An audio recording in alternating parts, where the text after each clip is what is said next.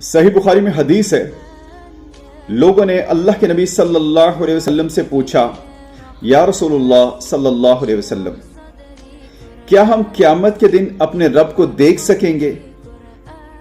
तो नबी करीम सल्लल्लाहु अलैहि वसल्लम ने पूछा कि क्या तुम 14वीं की रात के चांद को देखने में कोई दिक्कत होती है? लोगों ने अर्ज की, या रसूलुल्लाह नहीं। फिर आपने फरमाया, क्या तुम सूरज को जब उसके इर्द गिर्द बादल ना हो उसको देखने में कोई दिक्कत होती है? लोगों ने कहा, नहीं या रसूलुल्लाह। तो नबी सल्लल्लाहु अलैहि वसल्लम ने फरमाया कि तुम इसी तरह अपने रब को क़यामत के दिन देखोगे। नबी अलैहि सलाम ने फरमाया कि लोग क़यामत के दिन जमा किए जाएंगे।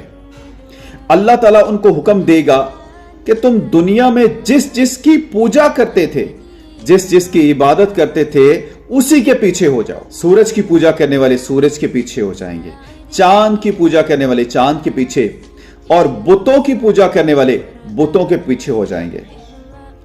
हर शख्स जो दुनिया में जिस जिस की इबादत करता था उसके पीछे हो जाएंगे।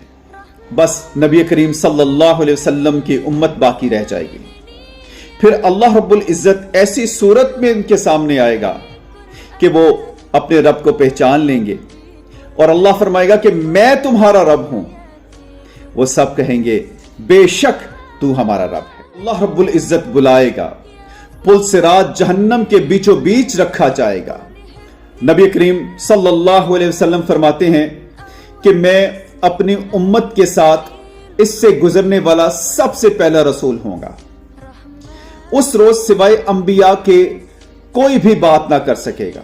सारे अंबिया ये कह रहे होंगे कि ऐ अल्लाह मुझे महफूज रखियो, ऐ अल्लाह मुझे महफूज रखियो, ऐ अल्लाह मुझे महफूज रखियो।